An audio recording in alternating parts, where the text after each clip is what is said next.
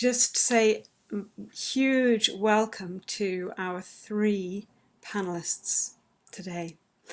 I'm just thrilled. It couldn't have been a better trio as far as I'm concerned. Properly international. We've got the UK, the US and Canada. And also a nice spread of different views of dealing with singers and helping singers, but also a lot of commonality, as we'll find. So I'm going to ask the three of you to just introduce yourselves in terms of your relationship with people who have COVID or who have had COVID, and what your particular role is. So Juliet, as you're unmuted, you could kick off. Juliet Russell. Hello, everyone. Thank you all for coming. It's so amazing to see when everyone started coming on. It was just amazing to see the screen fill up with lovely faces. So thank you. So I started working in singing for lung health at the Harefield Hospital, I think probably 8 years ago, working with people who mainly with obstructive lung diseases like chronic obstructive pulmonary disease, asthma, but some very unwell people waiting for transplants or who'd just had heart and lung transplants. And as a result of working in that environment, as well as everything else that I do in sort of vocal coaching and choir stuff and singing, I found that work really, really rewarding, but it made me want to kind of look at what would that best practice look like. So I did some postgraduate research around that and created a toolkit for singing for lung health leaders, and a kind of teaching strategy and toolkit of what might be the best way to look after a voice, because people with lung diseases have typically quite high incidence of dysphonia or hoarse voice. So how could we look after their voices and how could we work with them effectively? And this year I applied for a creative care commission, which was basically linking artists with people who might be impacted by COVID, and it's very, very broad. And at the time I wrote to do a sort of songwriting commission with people. But then because of my experience in lung health, they then asked me, would I run a program for people recovering from COVID? Which I was interested in doing, but also terrified of doing because I didn't know anything about it. And I applied for this in May and it started in July. So it was very, very early days. I mean, it still is very early days. In the end, we did a different program, which was working with people who were shielding as a result of having lung disease, but also people who are recovering from COVID. Some people, both. I had a number of healthcare professionals in it. And I know Rachel has had experience of working with people with long COVID as well. And there were people in my group who had long COVID. But I think even between us, you'll hear that the experiences are very, very different. I think people's experiences of long COVID can be extremely variable. They can last for different amounts of time. And while COVID can impact the lungs, it's not specific. Oh, hang on. You've muted yourself, Juliet. You've gone muted. Yeah, I Oh, didn't mute myself, but that's fine. okay. Maybe I was going on too long, and sorry, you muted me. Sorry. Um, so I think we're still in very early stages, I think there is some useful work for if you've worked in lung health to be able to apply that for COVID, but it is very, very different. And just big caveat: the people I was working with had all been triaged. I had clinical colleagues with which to communicate and feedback from, and it was very much a work in progress, very much responsive to the people who were in front of me. So I'll end that there, and I'm sure we'll talk more. Mm, yeah, yeah, very important to bear in mind the health risks Mm. of dealing with people, especially online. Mm. If we're teaching online and the precautions that we need to take. Great, thanks, Juliet. Sorry we muted you. No, no problem. It was quite long. Oh, Maurice, would you like to give us an introduction to what you do? Hello, Maurice here. I am a speech language pathologist currently practicing in Houston, Texas, here in the United States. My background is in specifically working with professional voice users, And given the nature of my job, I work alongside laryngologists, head and neck cancer physicians in an outpatient medical center here in Houston. So we see a lot of laryngeal trauma, laryngeal injury, and then my job specifically is to work with primarily singers and those kind of recovering. I would say my journey in working with those with COVID significantly changed even over the last 12 months. I mean, we're a clinic that regularly does upper airway disease and cough. And so I remember last February and March feeling like, oh, this is just a new patient population. And then all of a sudden, the clinic shuts down for 4 months. So things are certainly different now in that we are now treating all of the kind of post-COVID symptoms as well as acute COVID symptoms. I mean, being in a medical center, we're seeing anything from laryngeal trauma due to long-term intubations, certainly doing post-trach care, and as those are removed, what's happening with the larynx. So things in my work are specifically tied to the laryngeal level, but as you'll hear today, it's the body kind of systemic changes are inescapable, and it has certainly stretched the way that I practice and see patients in considering all of the many factors at play in the health and the care of their voice. Thank you, Maurice. Brilliant. Rachel, would you like to introduce yourself and tell us? Hi, everyone. I'm Rachel Goldenberg. I am in Calgary, Canada. Although Maurice and I were just mentioning that we actually are alums of the same university. I did my doctorate while he was doing his undergrad, so we were in the same town. So it's a very small world, and of course I've corresponded with Juliet for many years now, and been a big admirer of her work. So I'm in Calgary, Canada, and my work with lung disease began while I was at Shenandoah University when I did my doctoral dissertation. And I was introduced to a woman with cystic fibrosis who sings. And her doctors were theorizing that she should keep singing in order to keep her pulmonary function within very good levels. And I thought, well, that's really interesting. And why? And so I wrote my dissertation about the use of singing lessons as an adjunctive airway clearance technique for adults with cystic fibrosis, and went down that rabbit hole. And I also have a background in vocal health. That was a big specialty at Shenandoah, which is probably what triggered Maurice, I'm guessing, at some point. And so a few years later, I came home and I met a respiratory physiotherapist, Jessica DeMars, and together we started to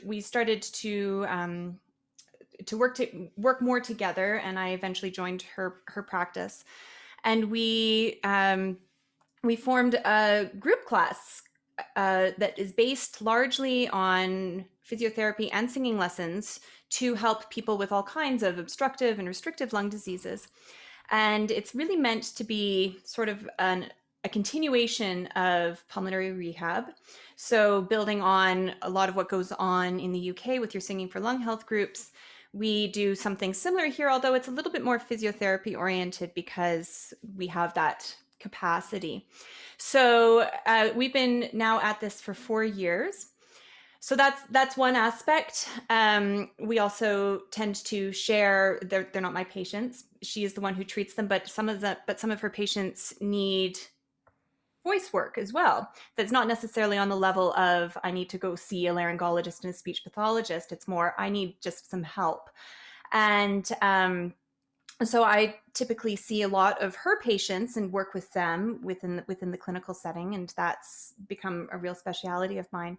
In my other hat, I also teach applied voice, voice pedagogy, and acting voice at Ambrose University here. So I have quite a few roles, and that's really wonderful. When COVID started, Jessica and her other physiotherapists within the clinic immediately saw a potential for need for post-COVID rehab. But at the time, they were sort of thinking that it would be mostly people who had been intubated, people who had been hospitalized that would need some help getting back into their regular lives. But of course, in the last 5-6 months, that has really shifted, where we still see a lot of those patients coming into the clinic for help. But we're now seeing a lot of people who 6 months out still can't breathe or function to the point where they can go back to work. We have a lot of people coming to us, referred to us, who are on workman's compensation. I don't know if there's an equivalent in the UK, but they're unable to work. And one of their biggest complaints is breathlessness during speaking. They are not typically hoarse in the same way that I would, worry about organic lesions or anything like that. But it's more the physical fatigue is impeding the ability to coordinate the breath with the voice, with the articulators, with the resonators. And then you add on top of that things like brain fog and the cognitive aspects of, wait, what did you just say to me? How do you want me to work this? Wait, I have to think about my breath and then put my tongue where? That's very confusing and very difficult. So working with COVID patients on a one-on-one basis has been very difficult. I've also had a large number of professional singers come to me who have found me, on the internet or whatever, who are looking for some hand holding basically to get back into singing.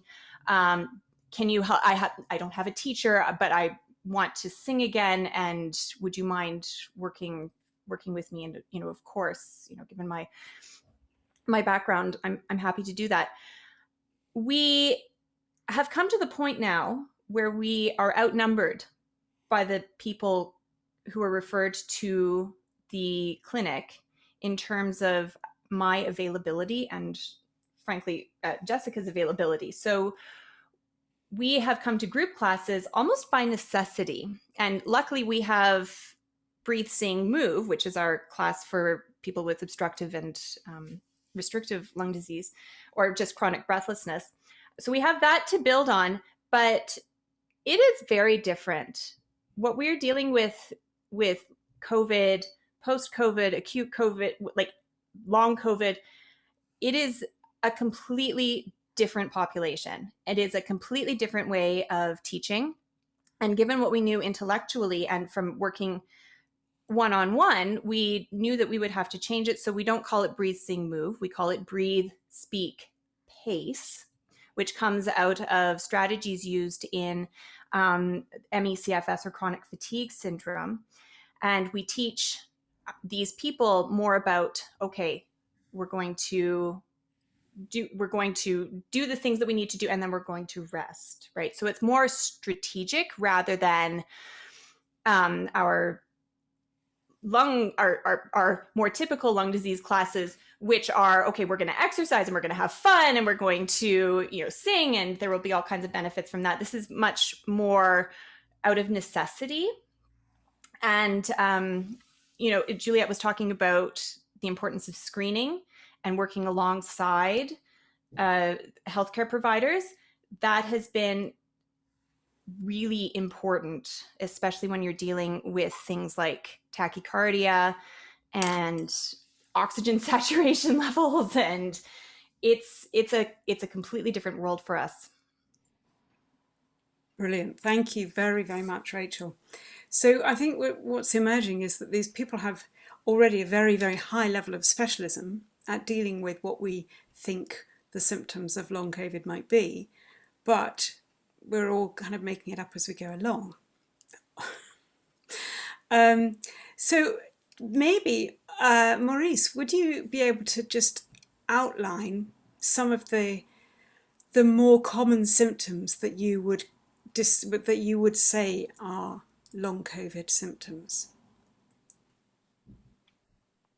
I would have to bounce back to some of what Juliet and Rachel have already shared in terms of fatigue and certainly lung function, lung health.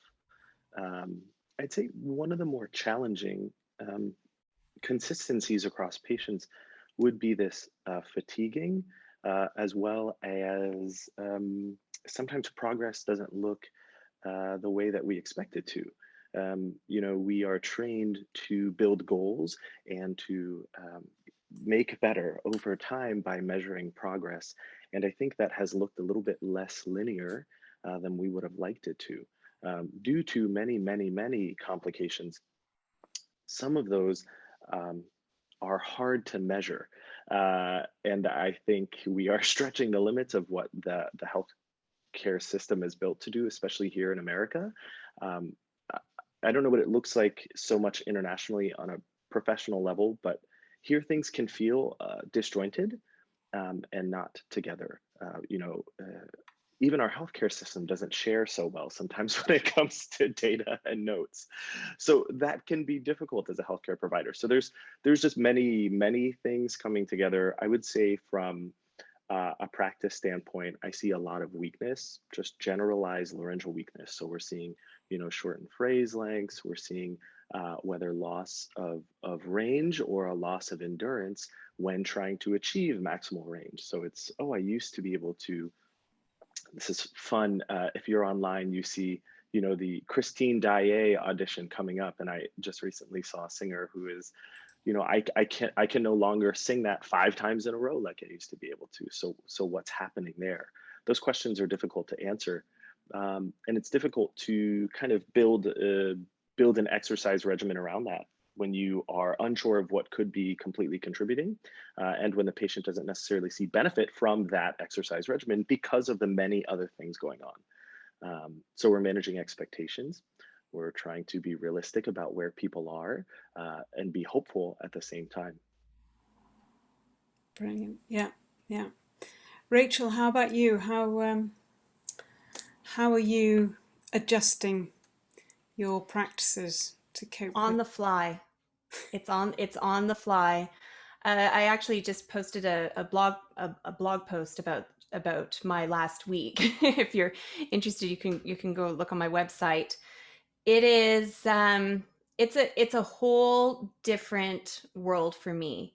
And this, as you point out, comes from someone who has a lot of experience. I have a lot of experience working with injured singers, working with people with lung disease, working with people with chronic disease, and working alongside medical professionals. And it's still, and I have gone down the research rabbit hole. I know what's out there, and I thought I knew what's what, but it's very individual. The heterogeneity, the variety of how things are playing out. Like, you have people that had COVID and they had a runny nose, and the next day they were out, running 5 miles. Great. And then you have people that had that, and 6 months out, they still are there. And then you have people that a year out still can't, if they can shower, that's a victory. The heterogeneity is very difficult to deal with and to tease apart. We also, like Maurice was saying, you have people that want to get back to their previous conditions, and you don't know, is it long COVID? Is it deconditioning? Is it both? What is going on here, and what can you handle? There was that wonderful article about the Australian opera singer that many of us, I'm sure, have seen, and she has recovered, and she has gone back to singing. But one of the things that stood out to me was she said, I would vocalize, and then I would have to lie down for the rest of the day. And we feel like we might be able to do things, and we as singers are naturally driven people. We want to go back to things, and if I can just push through, I will be okay. And I think part of it is that we're not seeing a lot of hoarseness, so it's not, my voice feels fine, so therefore I can overcome this. But if it is actually a dysautonomia, a problem with the autonomic nervous system, that is not something that your mind can overcome. That is just something that is going to happen. And the best thing for you to do is to bring down the stress response and to rest. Because, while we think about the stress response as being something that's, I'm in a stressful situation, I'm anxious, stress response is also a response to exercise. And if we think about the inherent athleticism of singing. You're breathing to deeper lung volumes. You're using your whole body. You're moving your mouth in a way that is more than just I'm, talking to my partner on the couch. That's different, right? And that can trigger this real fatigue, this chronic fatigue, this post-exertional malaise that we see with things like chronic fatigue syndrome. So we have to be really careful in our approach. And like Maurice said, it's not linear. We might see progress one day, and that's great. And then 5 days later, oh, wow, I've really crashed. And it might not show up in the moment. I had my class on Tuesday, and the next day I had an email from a woman who said, I really felt quite breathless and I couldn't talk after your class, and I've been feeling this way since.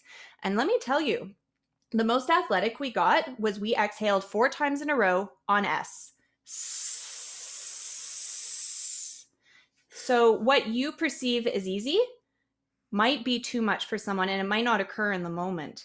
And that is very difficult to deal with and to tease apart. So, my best advice is go slowly and carefully, and know that there's going to be backwards and forwards.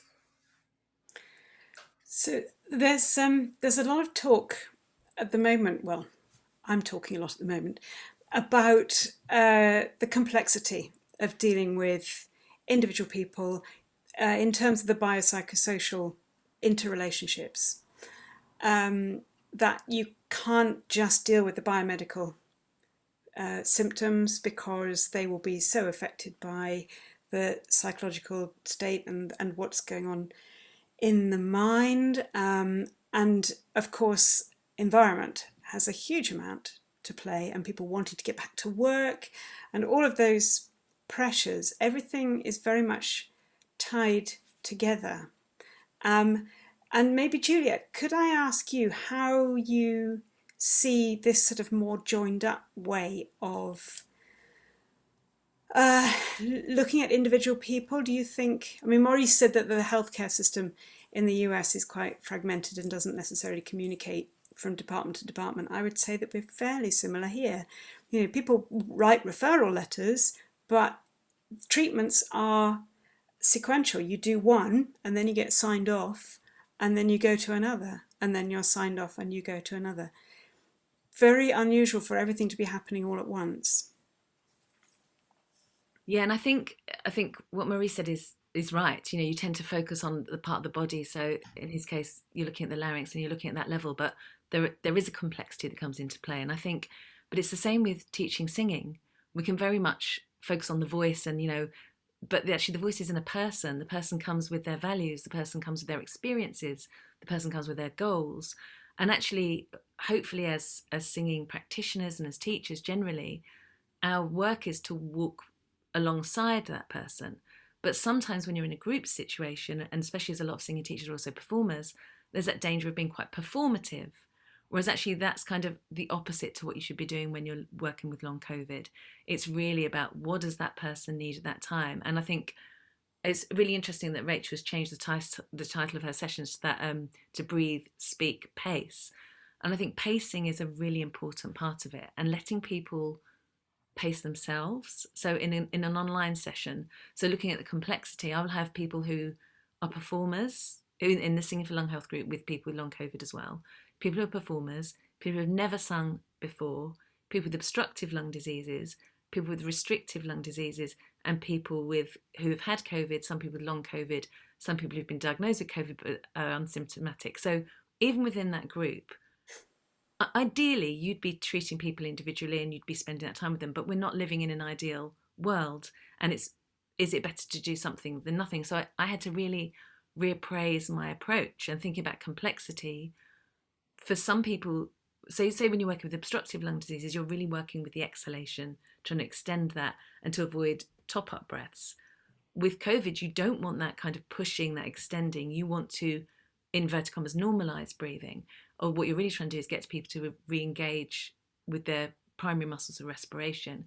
Now, one thing that does seem to happen with COVID a lot is people lose their primary muscles of respiration and go to secondary muscles of respiration.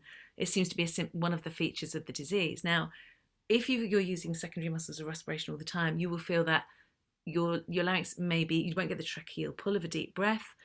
You won't get that kind of, you might over time get less flexibility in the larynx as a result. So complexity happens everywhere all the time. And really what we need to be making space for is people to reflect, respond, experiment, to really walk alongside people and not to push. And actually, one person in my group who did have long COVID was a physiotherapist. So I was really lucky to have some healthcare practitioners in my group as well as supporting outside the group. And she said she really knows now as a physiotherapist not to push. That when she's always trying to get people to work a bit harder and do a bit more. But actually, she's like, actually, maybe that's really changed my own practice because I know how hard it's been for me having had this disease. And I think so. Complexity is across the board. Like I came to teaching the classes having not had COVID, but my mum did have ME, so a myalgic encephalomyelitis, which is post-viral fatigue syndrome. So I had that experience of living alongside someone who some days was as active as a person of her age would be, and other days was completely floored by it. And so that non-linear thing I think is really important. And the other thing to say is, last thing, is COVID and coronavirus aren't the only diseases that you have a long tail for. Post-viral fatigue syndrome exists with a number of viruses, and generally a lot of the symptoms may last for around 3 months, which is when that 12-week point is usually what people start to think of as the chronic phase. And the fatigue can last up to 6 months. Now, we don't know yet because it's still an emerging picture, but that's not unusual for a virus to affect a percentage of the population in that way.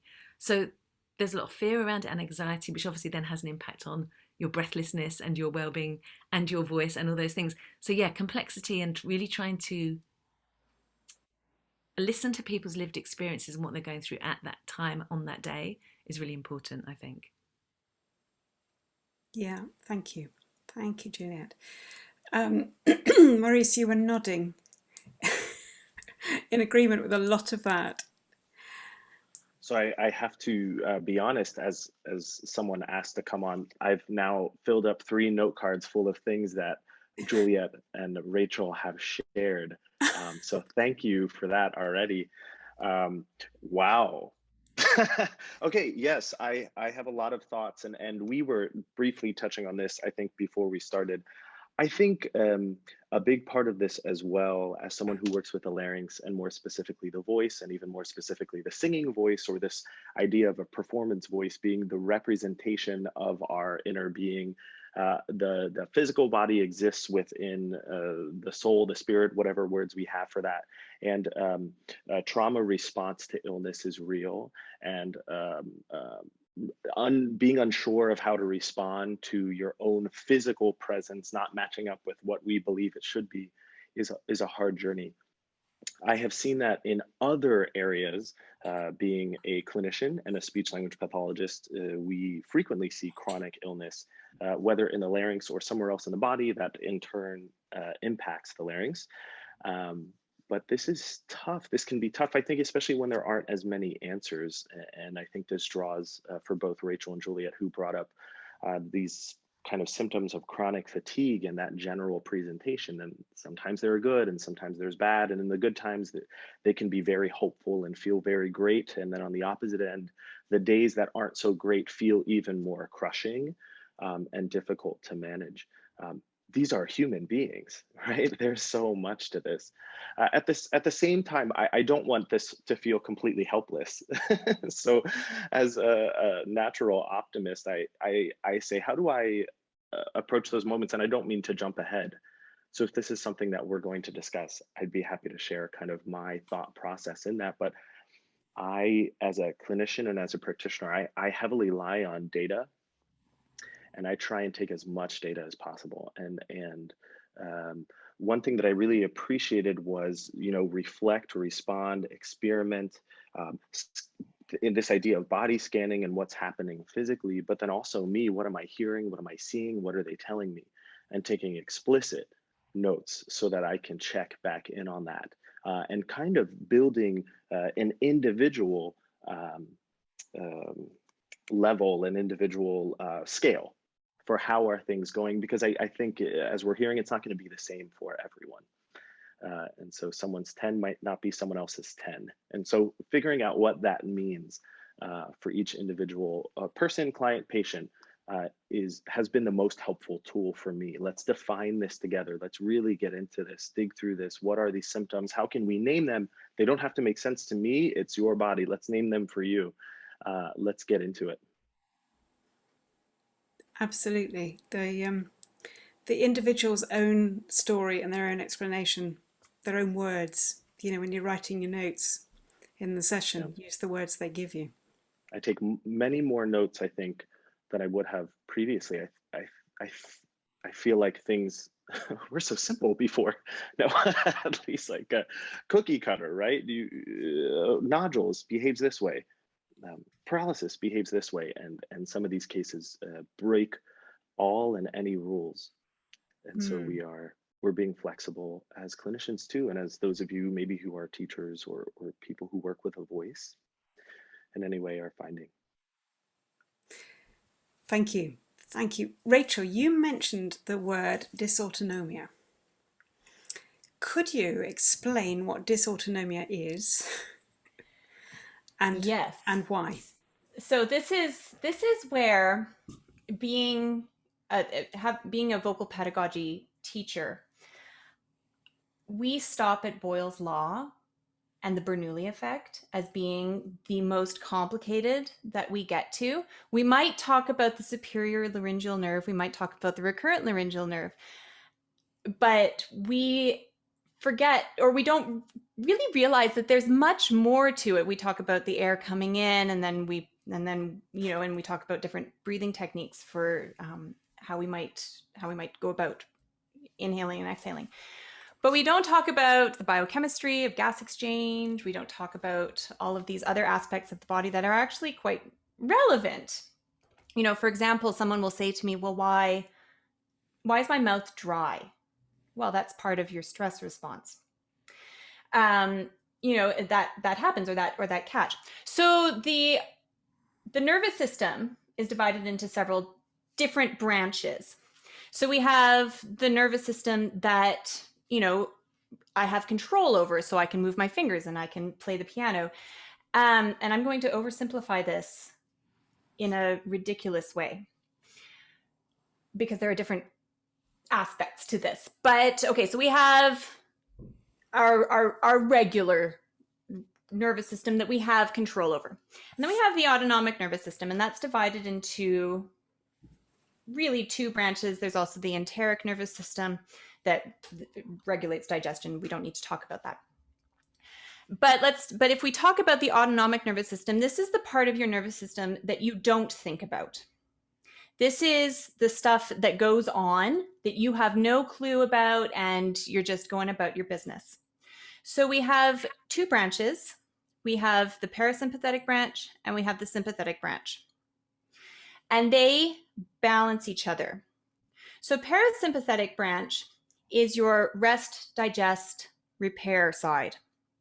And this is responsible for things like salivation, lacrimation. It's the SLUD acronym.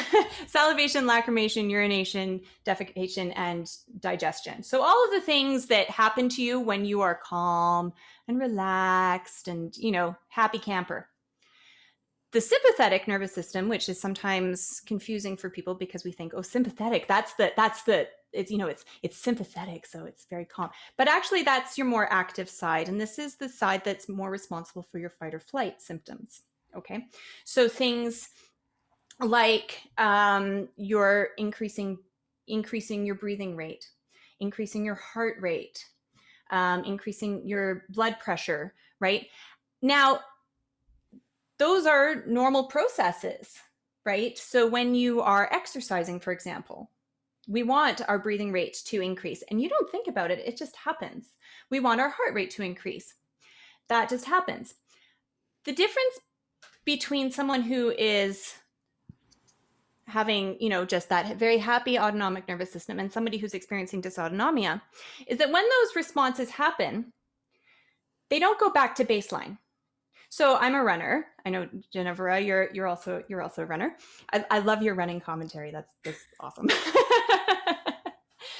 So I go for a run and my heart rate goes up.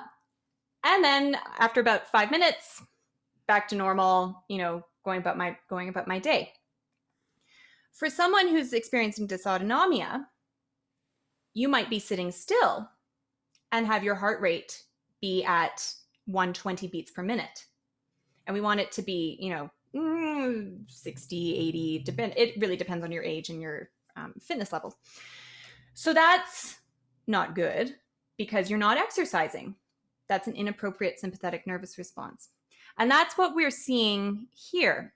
So one of the things that you might come across is this postural orthostatic tachycardic syndrome, POTS. And we screen for this. So when we have our people come in to us, my physio partner, she does the screening. They have an oxygen saturation monitor and they also have a heart rate monitor. And she checks it at rest. And then she checks it as they stand up, standing for 1 minute and standing for 5 minutes.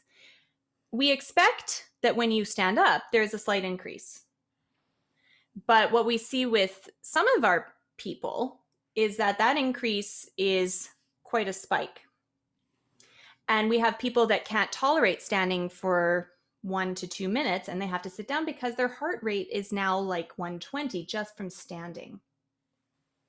So these are the things that we're seeing in terms of dysautonomia. Now, I will say, working in a physiotherapy practice, which is different than working in a voice clinic, we're getting people that are really poorly functioning.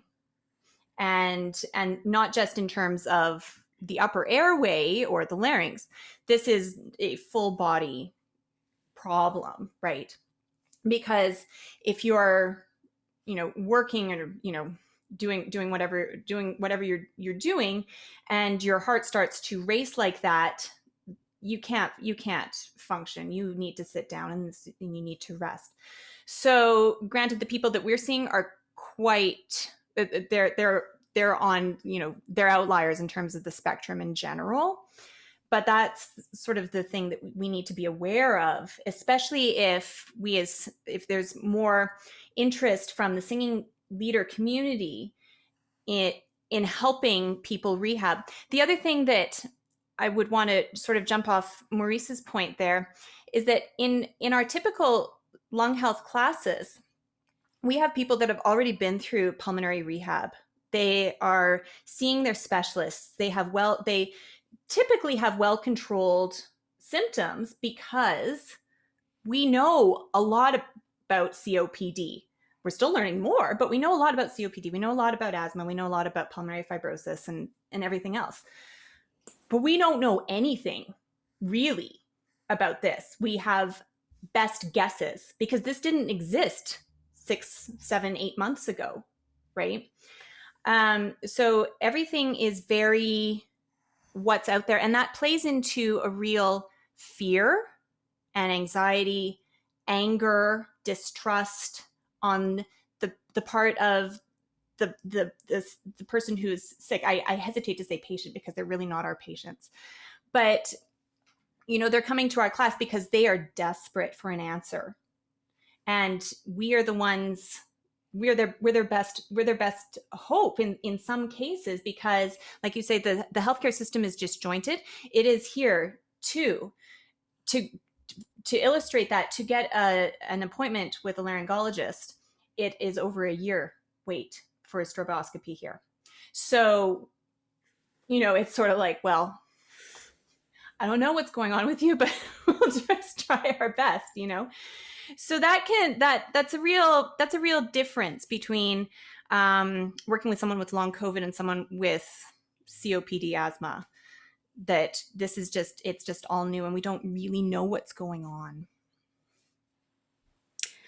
But it's interesting that the pacing thing seems to be a common thread in this, that instead of just working a little bit harder every day and trying to build up your stamina, we're actually almost in the opposite and just being very gentle and very careful.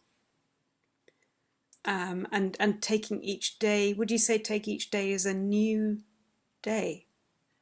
Absolutely. Absolutely. And there is some research. See, the research is so scant that we have to take it with a bit of a grain of salt. But the research sort of supports the idea that the earlier in your illness that you rest, the better outcome, the better chance you have of recovery later on. But one of our things is, because there's no treatment, we only have management strategies. So if you're feeling like your heart is racing, here's a tool: sit and breathe. And here is a way to bring your breathing down. So it's management strategies rather than treatments, because we don't really know what is happening, right? But then if the management strategies are the right ones and they're helping, we hope, I suppose, that the body will heal itself ultimately. Yeah, time will tell. Yes. Yes. Sorry, I was just going to say, I think what Maurice said about being optimistic as well is important, because obviously I think we're here as well to make sure that, I think there's a real wave of people really wanting to help, and that's such a beautiful thing to harness. But I think one of the things that I was fearful of at the beginning of it was doing more harm than good. And that's why I was able, luckily, because I belong to the musical Breath and because I've worked in hospital environments, I was able to have colleagues who could give me the best advice based on what they'd seen at that time. And also, I think earlier Rachel mentioned Helena Dix, the opera singer who had COVID and is now getting back to it. It's as we start building up more case studies, more understanding of those things, there might be reason to be happy. It's just your initial parameters need to be much smaller. And I think for singers in particular, your voice, or for everyone really, your voice is wrapped up in your identity. So to lose that, you're losing a lot. To lose that ability to be able to do the thing that you were good at if you're a singer before, or even just the way you express yourself in a meeting. I mean, one of the outcomes for one of my long COVID people was, I've noticed I've improved because sometimes on a Zoom meeting, sometimes they can hear me. And that's literally her goal. And she learned to really reduce what her expectations were. So I think it's working with goals that maybe initially would have once seemed easy, but bringing that right back down, and that reducing it. But actually that's still a good thing to do. And we still have to try, because it's still, I think, that use it or lose it still applies. So you still want to be working with your body in the way that you want to be working with it, but the parameters become smaller, and just slowly build up those increments. And like other people have said, you might have a good day and go with it, but then your offshoot of having a good day might be extreme fatigue later. So it's really kind of keeping a record of what is working. Is there a consistency to it? Maybe there isn't, but are there any patterns that you notice? And I think that thing about treatment is really important, that just listen to yourself, tune in, don't feel like, well, I think we live in a society that makes us push forward all the time. But actually, we don't necessarily need to. And it's just recognizing what you were able to do that day, and has what you set out to do that day been what you could do, and what could you do and what could you not do, and just recognizing that is really important. I think that slowing down and pacing for both the person going through the experience and us, the people working with them, is hugely important. And really, really listening if you're a leader or you're working with a singer who is experiencing symptoms. So on that, if you are working with a singer who thinks that they may have symptoms of long COVID, what are the things that you need to be very careful of, especially if you're working online where you haven't got them in the room with you? Would you advise that they have a blood oximeter? Would you advise that they have a heart rate monitor? Would you advise that they have given you an emergency number? Yeah, all of those things. I think it's really important. And actually, in the project, I was advised by one clinician to have heart rate monitors and oximeter, so you could see those rates, because hypoxia, that maybe like not having enough breath in the body, it may not manifest itself, not having high oxygen levels, can happen with COVID. So, but then the partner I was working with was very much against that, because they were like, it's not a clinical intervention, it's a resilience intervention. We want people to feel better. But my personal opinion is yes, to have those monitoring systems and to have a strategy in place for if someone did take a turn for the worst, absolutely, because you want to be prepared. And while you hope that's not going to happen, and I was lucky that didn't happen with any of mine, but it's really important to be prepared and know what can happen. So yeah, I would definitely have that. So Yeah, I would jump in there and just say, in terms of the hypoxia, like we're talking about the ability of hemoglobin within the red blood cells to saturate with oxygen. And that can be affected by many things, pH or the presence of excess carbon dioxide, for example. And that may not manifest in terms of breathlessness. Like it can be silent and you might not know. But it is one of the things that, because that one of the causes of hypoxia can be that dysautonomia. We want to have that monitored so that we know whether or not we're pushing somebody and having them given an appropriate response. I don't think you need to do that with everyone, not certainly, there is a spectrum of people, but if you're singing for Lung Health Leader and you're starting to do this in a more rehabilitative way, I think definitely you're going to be seeing a population that you need this kind of monitoring so that they can sort of say, okay, I've done too much. I'm done now. I'm going to stop.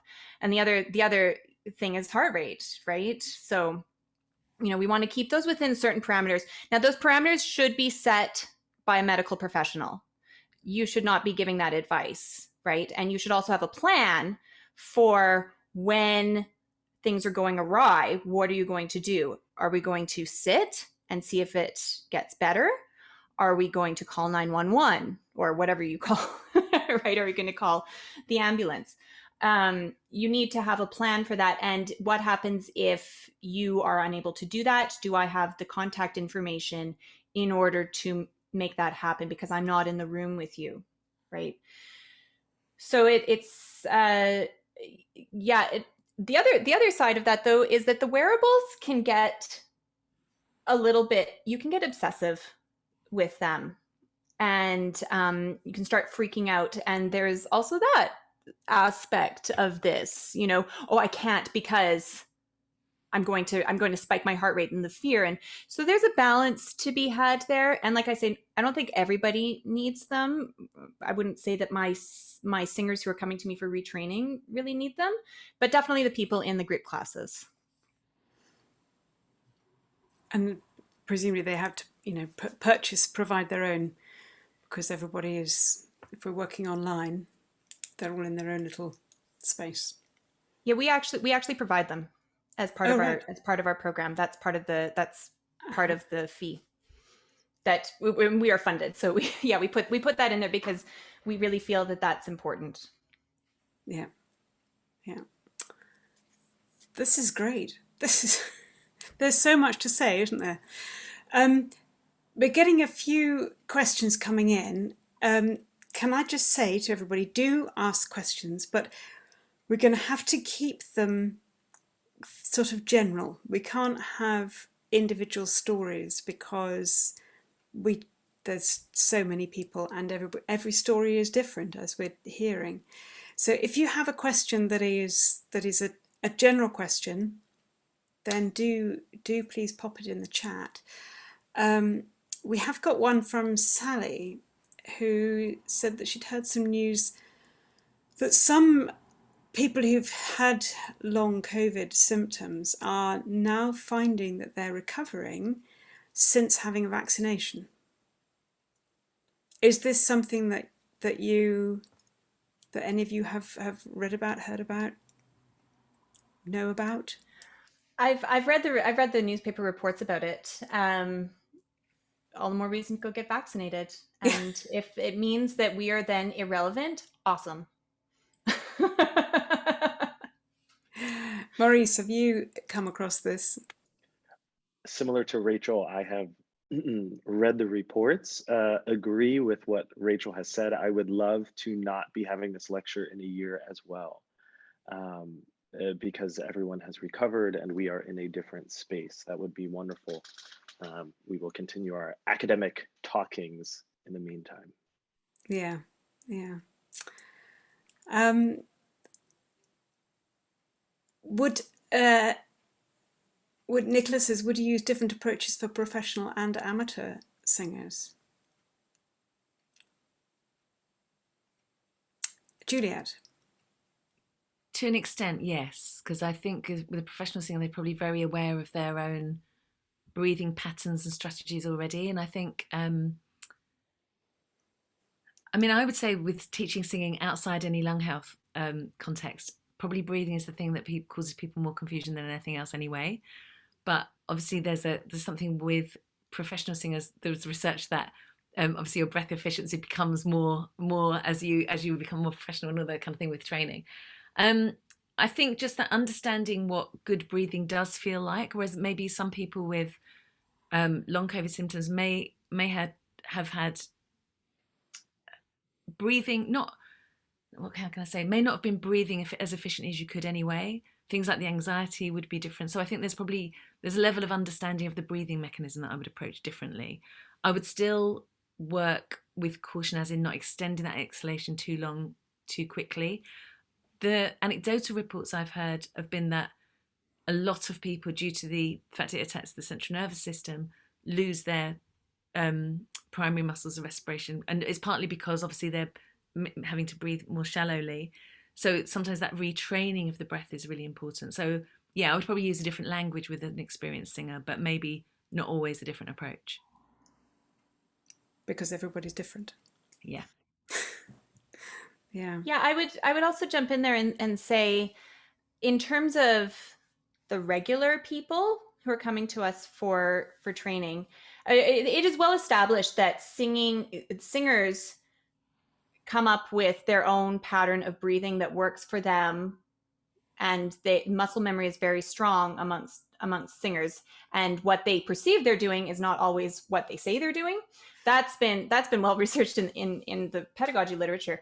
But in terms of the regular folk, the non-singers, I would say most people were already experiencing poor breathing patterns or poor habits vocally, and they were able to compensate for them. And now they can't deal with it anymore. So these are things that were already there. And so you tease that apart. And so it's a different skill set.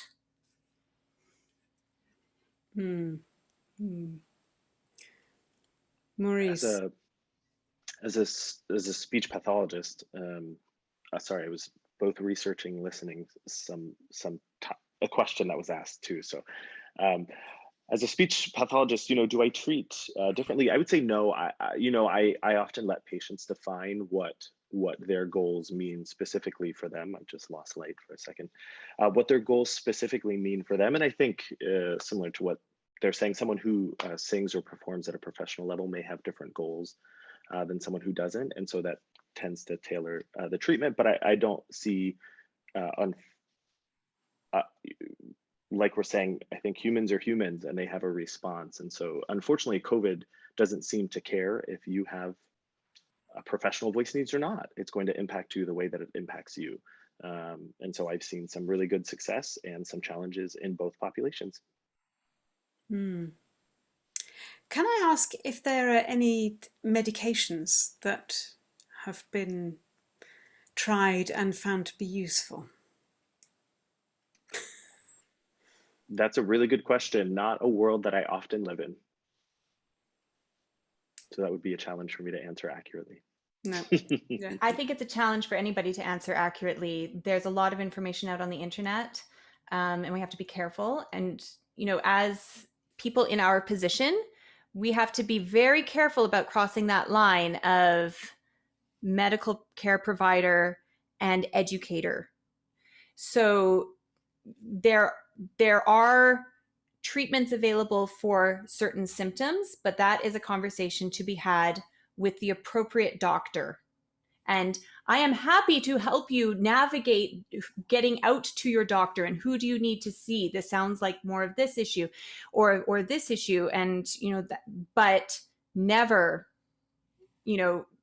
have you tried this? I've heard that antihistamines can help.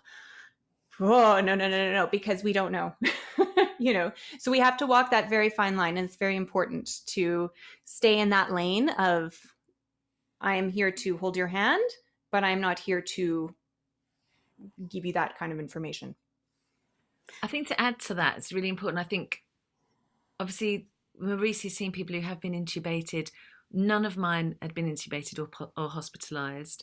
They'd all been triaged through a respiratory clinic, and if not, through a GP who said that they felt that singing as an intervention would be suitable for that person. And I think that knowing where the medical role comes in and where the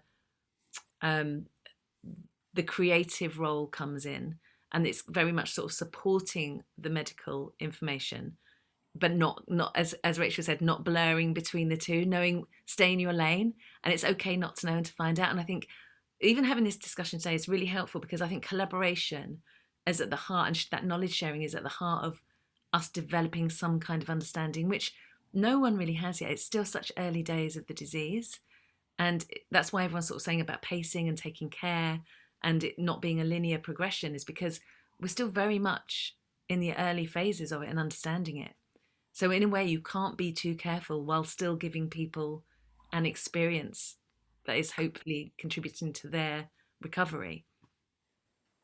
I would love to, if I can, I think one thing that popped into my brain, I'm thinking of a few people that I've worked with probably over the last month. And I think as singers, we have a lot of expectations for what we want our voice to do.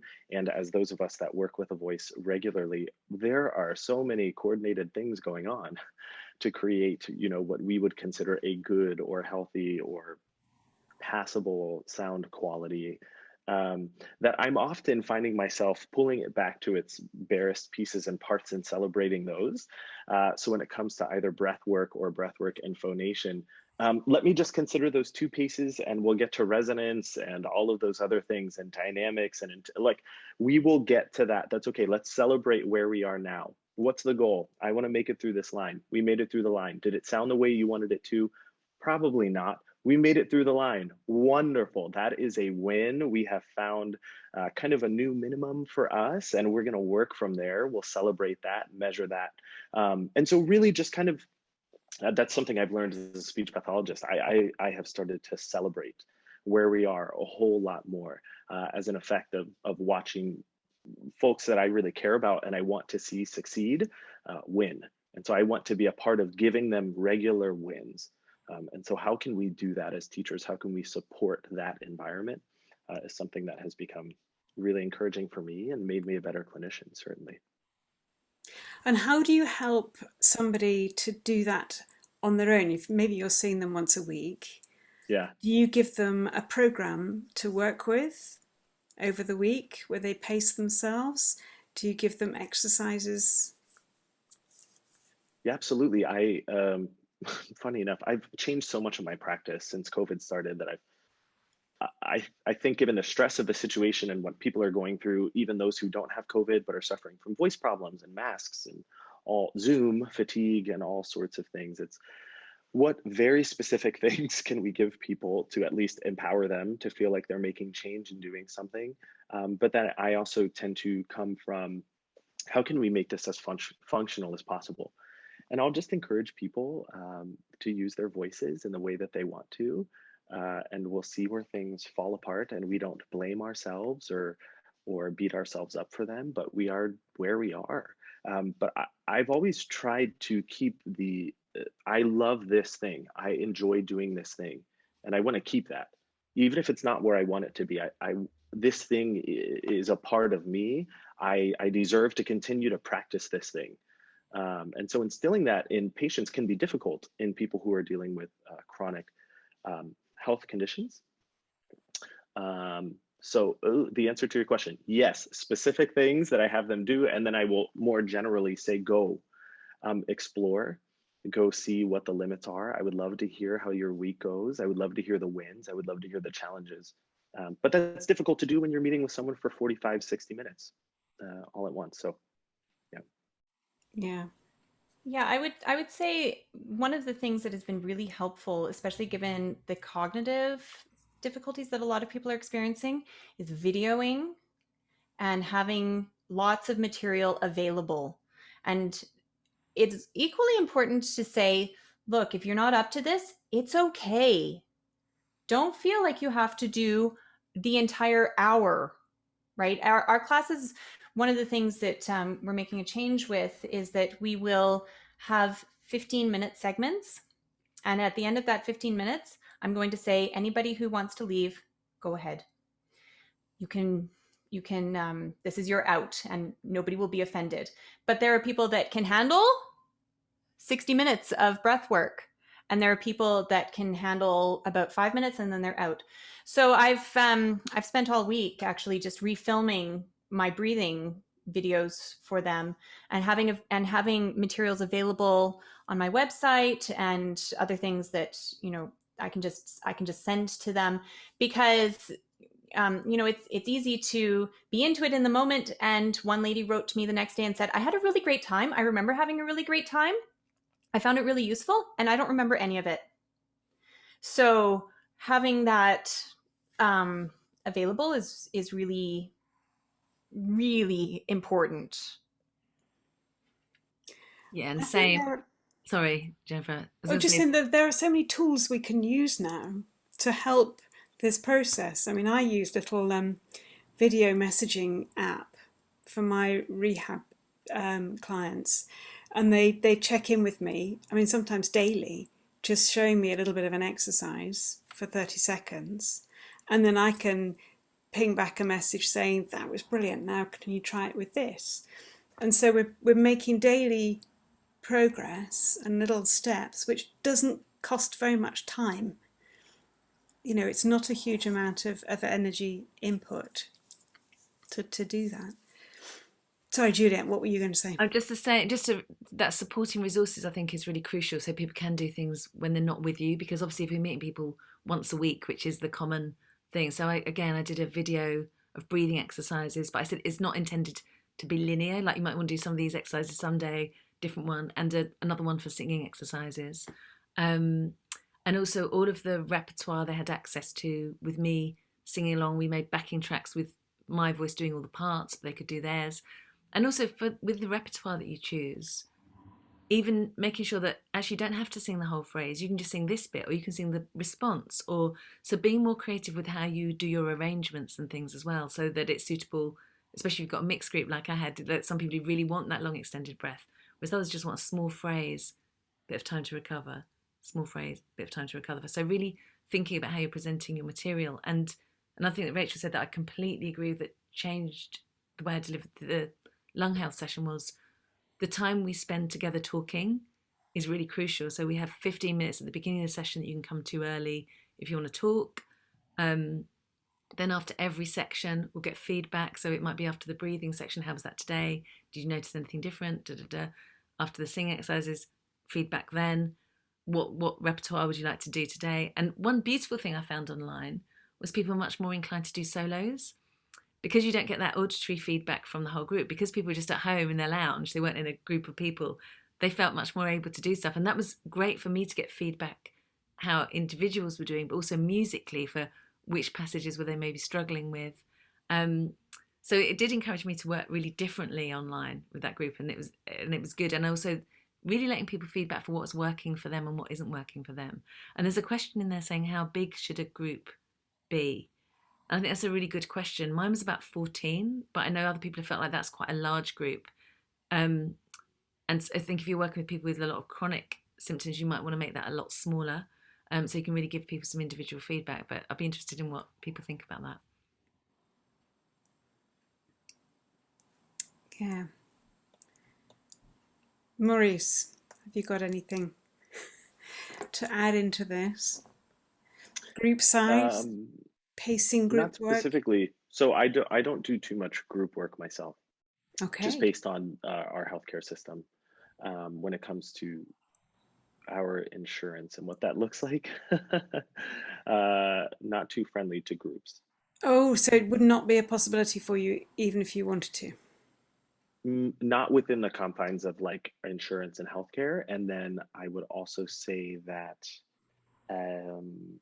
specifically in Houston and probably in many parts of the United States, finding collaboration between those that are and are not healthcare providers and practicing in the same clinic is rare. Yeah. So I am I'm largely unaware of, even probably in the state of Texas, specialists in lung health who are not clinicians by licensing standard, but are those that work alongside. It's not as common here. So. Yeah, it's interesting. I've talked about singing and lung health for years in the States. I've been at Voice Foundation, I've been at NATS. And it wasn't until COVID that suddenly there was an explosion of interest down in the States from singing teachers who woke up to this idea that, you know, there could be something there, which, you know, that's perhaps a discussion we have over a beer, but you know, I think there are opportunities in the States. I don't know why it hasn't taken off in terms of anything outside of the voice clinics, because it's not even really a voice issue. There's a voice aspect to it, but it's more than that. And I'm not entirely sure why. I wonder if it's fear of litigation, or nobody wants to pay for their healthcare. But it's sort of an interesting thing. But yeah, we'll have a beer one day and talk about that.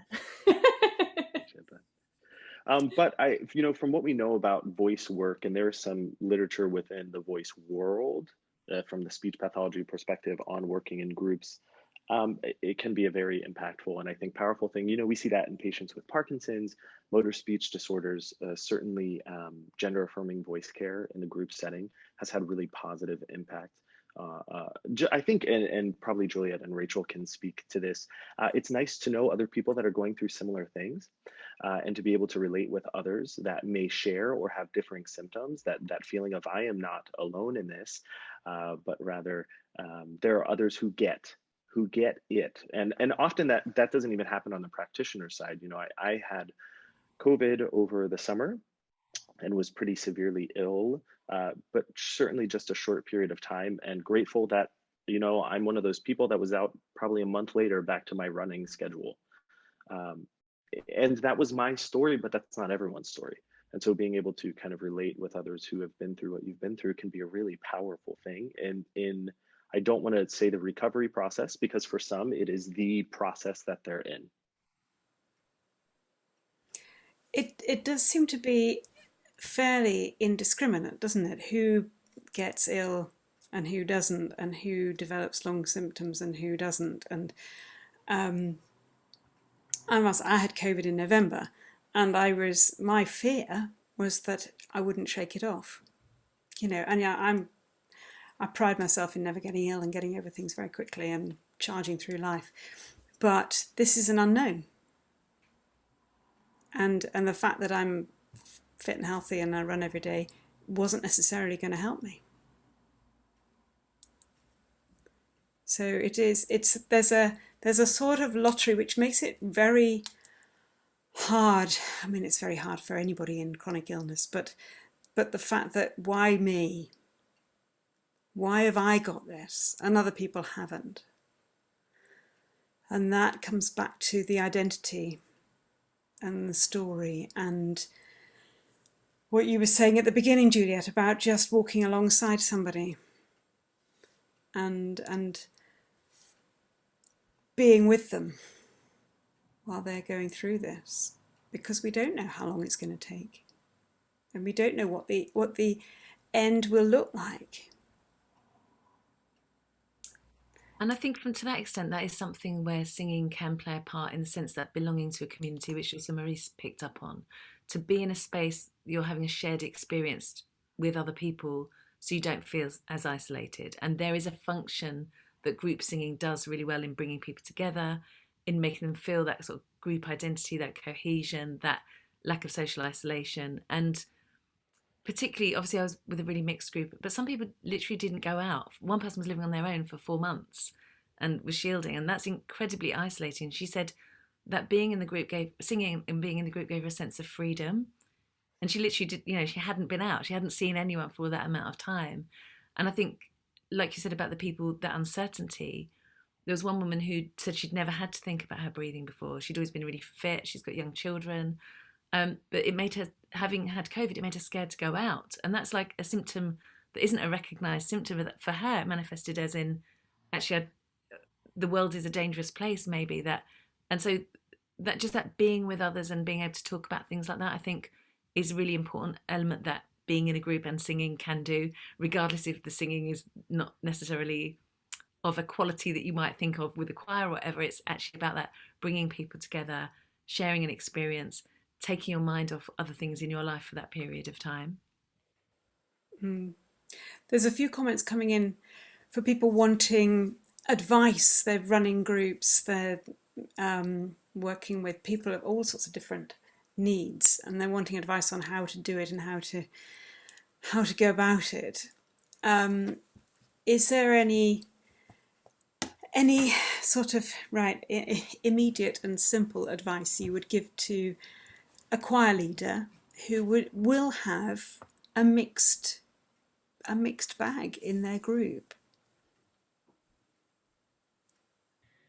Well, now is maybe a good time to mention that at April 30th, Juliet and I will be part of a group along with Feeney Cave and Liz Swain. We will be talking more about this, and so you can go look at the musical breath for more information about that. And as I said when we were just chatting before this, by then it will all be different. If you had talked to me a week ago, I would have different advice than I have today, and next week I will have different advice, and it is evolving. Is there one bit of advice I would give anyone? No. There is no answer. Teach the person in front of you and use your best judgment and be cognizant of what's going on. There was a wonderful, if you haven't checked out the Long COVID Physio podcast yet, I highly recommend that. Feeney just put some information in the chat there for anybody who's interested. But there was a wonderful episode. Can somebody look up that podcast and pop a link in the chat? Yeah, no, not one of you guys, somebody else. We've got the Long COVID Physio podcast. There was a wonderful episode about a physiotherapist named Keely, and she talks about her experiences returning to soccer, and how her coach, who wouldn't know anything about long COVID or anything like that, but he noticed, he was watching her and said, "This is too much, sideline." And that's what we are. We are coaches. We are the ones with the players, and we have to watch them and say, "Look, you're doing great," or, "Hey, I think this isn't working for you. Can we find another way? Is there a different way that we can go about doing this? How can I help you?" Like Juliet said, let's hold your hand and be supportive. That's my best advice.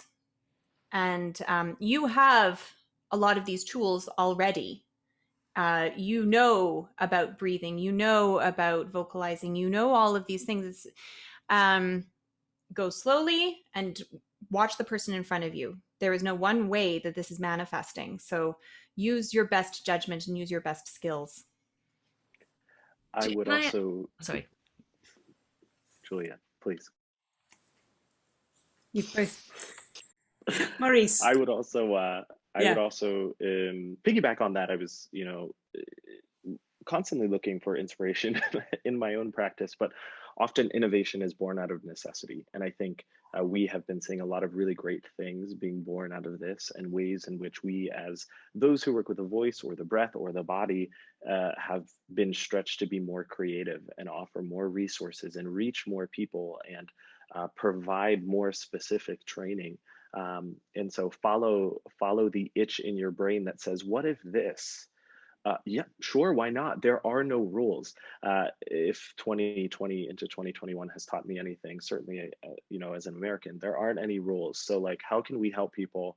How do we get into this? How do we get into the trenches as people that have resources and training to work with folks like this? How can we do this to the best of our ability, given the resources that we have? And what else can come of this that wasn't there before?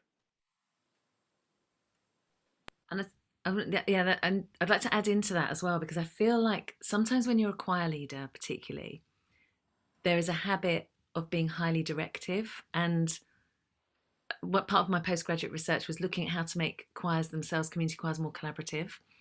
And I think part of that is giving people the information so they can read their own bodies, go at their own pace. So it's great that you notice and observe, but also give them the permission and the tools to be able to take themselves off if they need to, sit down if they need to, stop singing if they need to. So it becomes a much more kind of collaborative environment generally, that it's okay to walk out of the room a little bit, or have a break a bit early, to sit down, to take yourself off. All those things that maybe are not your convention in your choir, and you feel like we've got to all be like this, and we're working as in unison, or as a coherent thing, but allowing for that differentiation, that flexibility when you're working with singers. And teaching people how to notice their own responses is difficult, because we often don't. We often blank them out because we're in denial about it, don't want that to be happening. Or maybe the other way, we may be oversensitized to certain responses, and then that induces fear. And how do we help people to tread that middle line in their own evaluation of their own responses? You have to go too far each direction, don't you, in order to find the midpoint? That's right. Yeah, I talk about pendulum swings particularly with my healthy singers. I'm going to make you sound this way, and you're not going to like it. And then one day you're going to cut, and then maybe next week I'm going to come and say, nope, we got to go over here, and we'll find. But with the COVID patients, because there's no baseline, there's no experience, there's no regular. This is my regular day.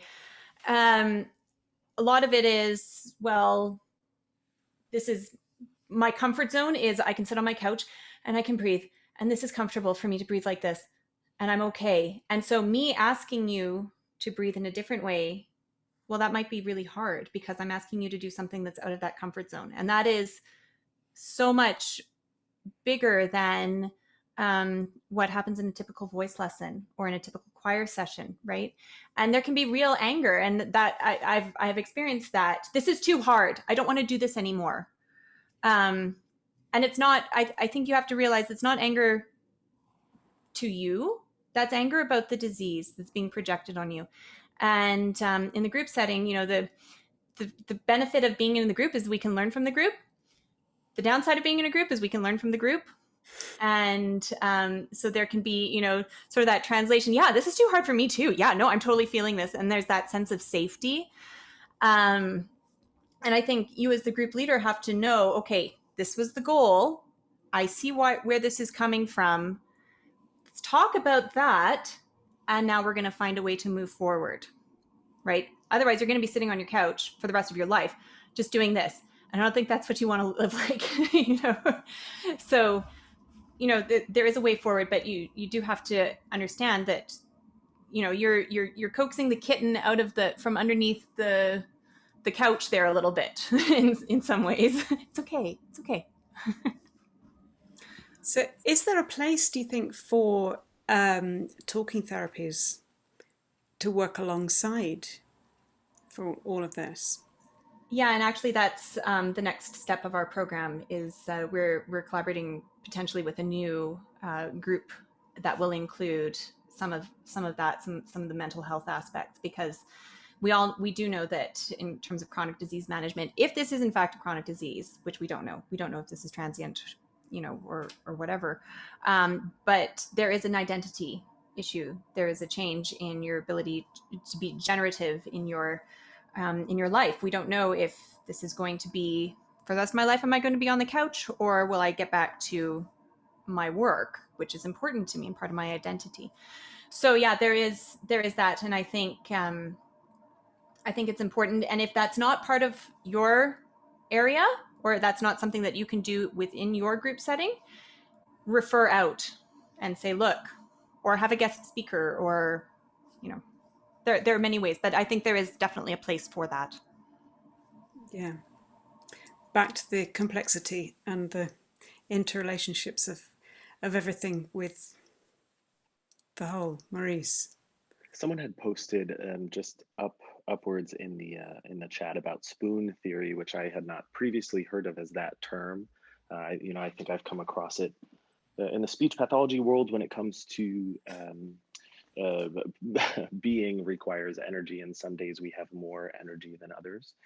And so just theories that help empower our patients rather than you've pushed yourself too far, but rather how do we make good decisions about the energy that we do have. Yeah, I've had patients really struggle with the endurance piece of this, right? I can't do what I used to be able to do. And by 10 or 11 a.m., I have nothing left to give. Okay, well, let's kind of figure out how do we measure the energy that we have, what tasks, can we prioritize, and really kind of empower our patients to choose. Because I think one thing that happens when we are not who we feel like we should be is kind of a blaming ourselves for that. That I am not doing what I should. I should be doing better. I should be doing more. But rather just sitting in that and saying, okay, well, this is the energy that we have. Yeah, how do we prioritize? How do we not fault ourselves for it? But kind of from a place of acceptance. Energy is a thing. Voicing takes energy. Breathing takes energy. What is that energy worth? How do we prioritize it? I appreciate that. I had not heard that term before, but use similar things in my own practice. Thank you. Thank you. So I'm thinking now we've got about 5 minutes left. That went quickly, didn't it?